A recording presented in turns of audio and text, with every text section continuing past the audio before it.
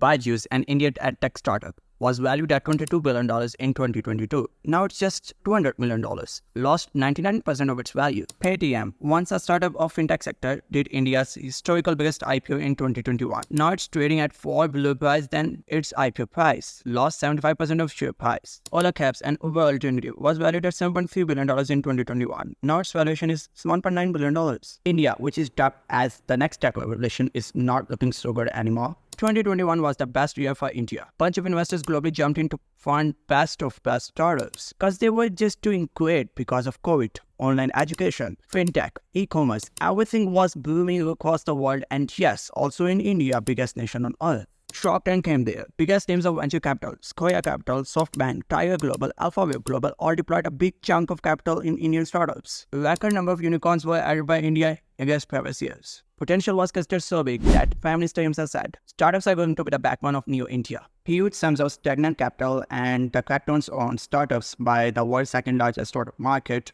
made huge amounts of capital to flow into India. But mainly huge number of investors in startups due to former geared up this rally.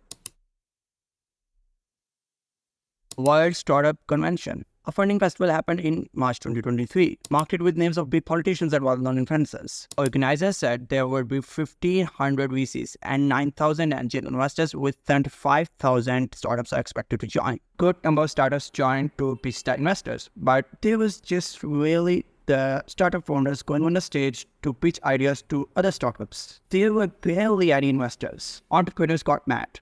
They claimed organizers scammed us. Even some lodged police complaints against organizers. Some entrepreneurs were in impression that big names like Prime Minister of India, CEO of Google Sundar Pichai, and Elon Musk would be attending due to marketing material, but organizers said it was for an old event which not happened. It was a player mess and a moment when bubble actually started to burst. 35,000 startups shut down their operations in 2023 alone. 20,000 employees of leading startups laid off.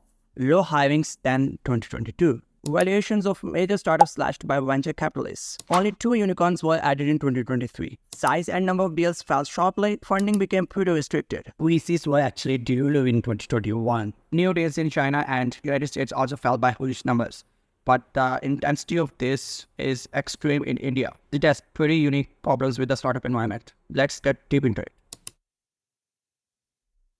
Primary reason of why global VCs were jumping into India is its growing middle class. But it's just 12% of the whole population. Only these people can afford services of these startups with ease. This little part of society is not feasible enough to generate profits when we see the exchange rates between the Indian rupee and United States dollar. As global VCs invest huge money in Indian startups, they may them to be at unrealistic valuations. They invest dollar in these businesses. If the output is not compensating the dollar, then it's just not good for them. Unless the customer base from middle class reaches to a point where exchange rate problem stops bothering them. Some factors that led to the demise of the big unicorns like Byju's and Paytm are limited to themselves. Bunch of lawsuits, non-compliance issues, accounting frauds, unsettlement of debts, all because of a less transparent culture in India. It just did not justify it with their peak valuations in 2021. Emotional factor comes into play when we look at the behavior of Indian startup owners. They are exceptionally eager to pursue growth, that they even forget at every stage of the startup's lifespan they need to consider the profitability. Obviously, they can't fuel growth at the expense of investors. So all these problems collectively led many investors to put more funding in non-tech startups, which are proven business models in likewise conditions and also less capital intensive to avoid layoffs due to limited funding. But no doubt, India has tech talent in abundance. Good reason why big giants like Apple, Google, and Amazon from Silicon Valley are actively trying to invest in India. But for a robust environment like in the United States, India has a long journey to get to that maturity. I hope you guys got some valuable information out of this video, and if yes, then don't forget to show some support.